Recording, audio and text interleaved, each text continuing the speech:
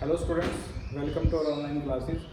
बेटा 12th electrostatics में हम फर्स्ट यूनिट स्टडी कर रहे हैं और टॉपिक था बेटा Gauss theorem and application of Gauss theorem. तो 3 एप्लीकेशन हम कर चुके हैं।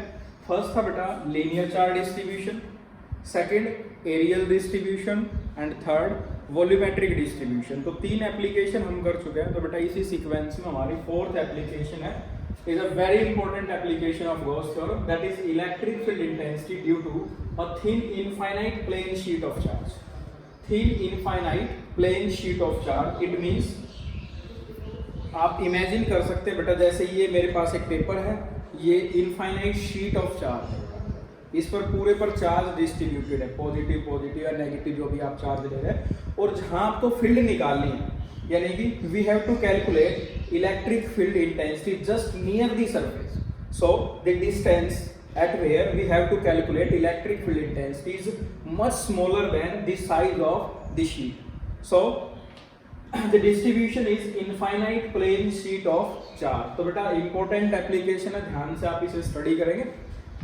और तो बेटा हम एक शीट कंसीडर कर रहे हैं, ये infinitely long plane sheet of charge which is thin, और इस पर जो चार्ज है बेटा वो पॉजिटिव चार्ज हम यूज कर रहे हैं। आप नेगेटिव ले सकते हैं, पॉजिटिव चार्ज आप जानते हैं electric field radially outward and negative radially inward. तो इस शीट पर चार्ज है बेटा, और इस शीट से सर्टेन डिस्टेंस, यानी कि आप कह सकते हैं इस शीट से एक ये पॉइंट P है जो कि r डिस्टेंस दूर है, यानी कि जो पॉइंट है वो इस शीट के नॉर्मल है, यानी कि जो फील्ड जहां आपको कैलकुलेट करने वो पॉइंट इस शीट के नॉर्मल है, परपेंडिकुलर है ये पॉइंट। यहाँ इलेक्ट्रिक फील्ड इंटेंसिटी कैलकुलेट करनी है बेटा, जो कि जो शीट है उस पर चार्ज पॉजिटिव होगा, और आप जो इलेक्ट्रिक फील्ड लाइंस होगी वो उसी फॉर्म में होगी जैसे बेटा ब्रिस्टल्स होते हैं टूथ ब्रश के, या जो पॉलिश ब्रश होता है बेटा उसके जो ब्रिस्टल होते हैं वो पैरेलल होते हैं एक दूसरे के, वो ऐसे ही सेम पैरेलल अपनी इलेक्ट्रिक फील्ड लाइंस होंगी बेटा, ये बिल्कुल पैरेलल होगी इस सरफेस से। तो बेटा एक पॉइंट जो मैं आपको बताने वाला हूं इसमें वो सबसे इंपॉर्टेंट पॉइंट है और अक्सर पूछा भी जाएगा, यानी कि बेटा जैसे यहाँ मैं पॉजिटिव चार्ज कंसीडर कर रहा हूँ, ये पॉजिटिव चार्ज, यहाँ से जो इलेक्ट्रिक फील्ड लाइंस निकलेगी इस सरफेस में, जो पॉजिटिव चार्ज है उनसे इलेक्ट्रिक लाइंस ऐसे जाएगी बेटा, पैरेलल होगी। जैसे कि मैंने आपको बताया भी टूथ ब्रश में, पॉलिश ब्रश में जो ब्रिस्टल्स होते हैं बिल्कुल उसी फॉर्म में होंगे। तो जो मैंने एरिया यहाँ लिया है, यहाँ अगर बेटा मैं इससे पॉइंट मैंने यहाँ ले रहा हूँ, यहाँ मैं फील्ड कैलकुलेट कर रहा हूँ, ये डिस्टेंस है r, अगर मैं डिस्टेंस 2r कर रहा हूँ तो भी इस सरफेस से जो लाइंस होगी वो सेम होगी, यानी कि इलेक्ट्रिक फ्लक्स डेंसिटी या इलेक्ट्रिक फ्लक्स इस एरिया से सेम होगी। तो जो हमारा जो आंसर आने वाला है इलेक्ट्रिक फील्ड में, वो electric field independent on R, यानी कि जो डिस्टेंस है इस पर डिपेंड ही नहीं करेगी हमारी इलेक्ट्रिक फील्ड। ये लास्ट में ऐसा एक्सप्रेशन आने वाला है। तो बेटा इसके लिए हमें पूरा एक्सप्रेशन ड्राइव करना होगा। मैं शीट को आपको यहाँ साइड व्यू से समझा रहा हूँ बेटा, कि जैसे अपने पास ये प्लेन शीट है जिस पर चार्ज हमने पॉजिटिव लिया है, चार्ज शीट के इस तरफ भी है और शीट के इस तरफ भी है, पूरे पर डिस्ट्रीब्यूटेड है बेटा, और हमें सिर्फ बता रखा है ये डिस्टेंस r, यानी कि इस शीट से परपेंडिकुलर डिस्टेंस ये पॉइंट P है और ये डिस्टेंस r ये गिवन है, और इसकी सरफेस चार्ज डेंसिटी गिवन है सिग्मा, मैं लिख लेता हूं बेटा यहाँ पे, let sigma be the surface charge density, sigma be the surface charge density, यानी कि पर यूनिट एरिया पर जो चार्ज है वो सिग्मा, ये दो चीजें हमें गिवन है, और इन दोनों से बाकी कांस्टेंट हमें पता है बेटा, इन दोनों से हम गॉस थ्योरम का यूज करते हुए इलेक्ट्रिक फील्ड इंटेंसिटी के लिए एक्सप्रेशन डिराइव करने वाले हैं।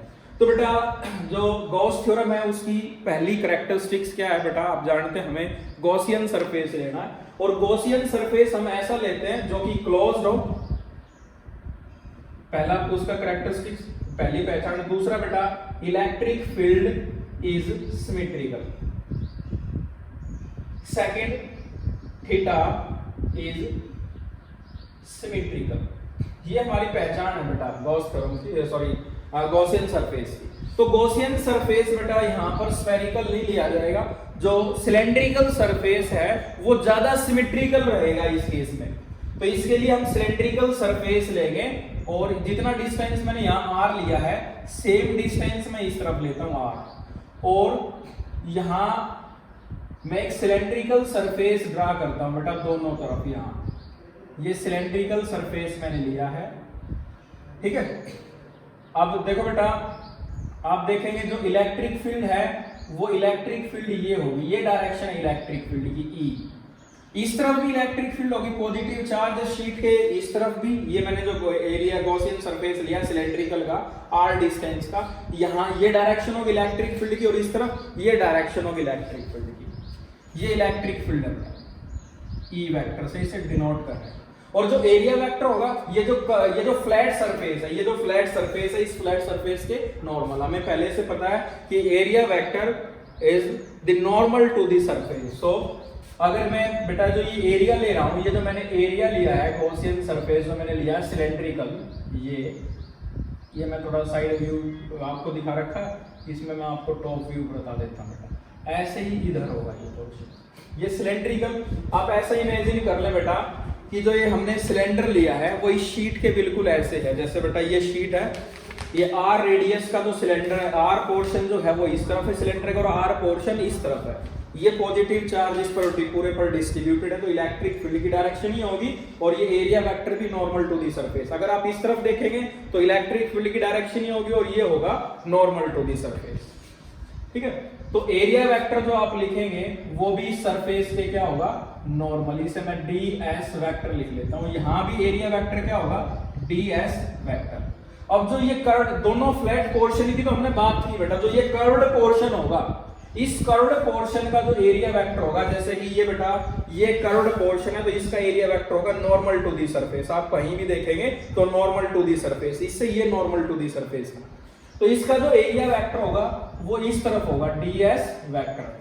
और इलेक्ट्रिक फील्ड क्या है, इलेक्ट्रिक फील्ड तो इस गॉसियन सरफेस के इस तरफ है, यानी कि ये जो कर्व्ड सरफेस है इस केस में इलेक्ट्रिक फील्ड और एरिया वेक्टर के बीच में जो एंगल बनने वाला है वो 90 है, और इस फ्लैट सरफेस में जो एंगल बनेगा वो थीटा इक्वल टू 0 डिग्री, और इधर वाले फ्लैट सरफेस में जो एंगल होगा that is theta equal to 0 degree, and in this curved surface theta equal to 90 degree.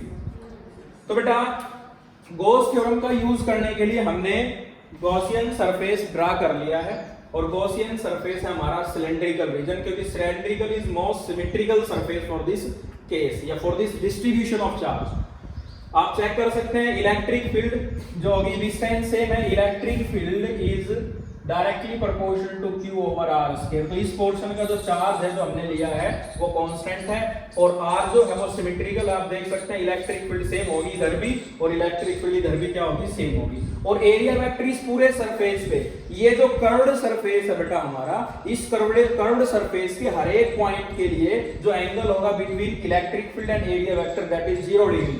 For here electric field is 0 degree, and for this curved surface everywhere the angle between electric field intensity and area vector equal to 90 degree. So now we use the first step of Gauss law, और first step में हम करते क्या है बेटा, first step में हम calculate करते हैं total flux. So net flux through the Gaussian surface, Gaussian surface. अब यहां सरफेस के मैं नाम लिख रहा हूं 3, S1 सरफेस है बेटा, और S2। ये जो फ्लैट सरफेस है ये S1 है, और दूसरा फ्लैट सरफेस S2 है, और ये जो कर्व्ड सरफेस है इसका नाम मैं लिख रहा हूं S3। आई होप आपको क्लियर हो रहा होगा बेटा कि 3 सरफेस है, S1 ये first flat surface, S2 second surface, और S3 कर्व्ड सरफेस। और टोटल फ्लक्स जब हम कैलकुलेट करेंगे तो हमें पूरे गॉसियन सरफेस से पास होने वाली फ्लक्स चाहिए बेटा। That's why we use all 3 surfaces in the derivation. Now net flux through the Gaussian surface which is phi e, और फ्लक्स आप जानते हैं क्लोज सरफेस इंटीग्रेशन होता है E dot ds for first surface and close surface integration of E dot ds second S2 के लिए बेटा, and E dot ds for third S3। हमने इसे प्लस किया, अलजेब्रिकली ऐड किया, because flux is a scalar quantity.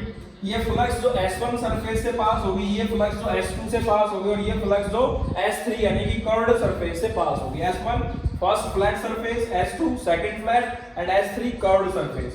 तो अब बेटा इसको आप स्केलर फॉर्म में कन्वर्ट करेंगे तो phi e equal to EDS S1 के केस में the angle between area vector and electric field is 0 degree, so EDS cos 0 plus again in case of second surface तो बेटा फर्स्ट सरफेस लिया, इसमें आपको ध्यान रखना है तो बाई कन्वेंशन जो ये डायरेक्शन होगी, जब हम लेफ्ट से राइट की तरफ जाते हैं वो डिस्टेंस हम पॉजिटिव लेते हैं, और जब आप यानी कि राइट से लेफ्ट की तरफ मूव करेंगे तो डिस्टेंस आप नेगेटिव लेंगे।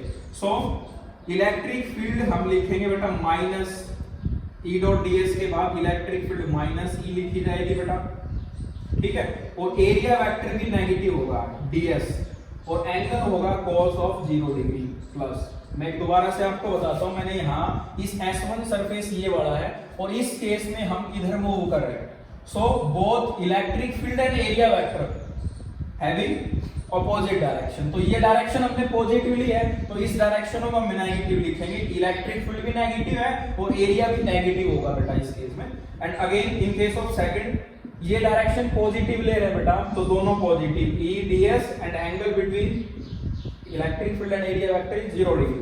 And for third case EDS angle in this case S3 S2 S1 in this case angle is 90 degree and we know the cos value of cos 90 equal to 0, so total flux through S1 surface negative into negative product में positive होते हैं, ठीक है बेटा, तो E और ds का जो प्रोडक्ट होगा वो पॉजिटिव होगा और cos 0 equal to 1 which is equal to E को हम बाहर रखेंगे और इंटीग्रेशन ऑफ ds लिख लेते हैं, दोनों नेगेटिव और प्रोडक्ट में पॉजिटिव होंगे बेटा।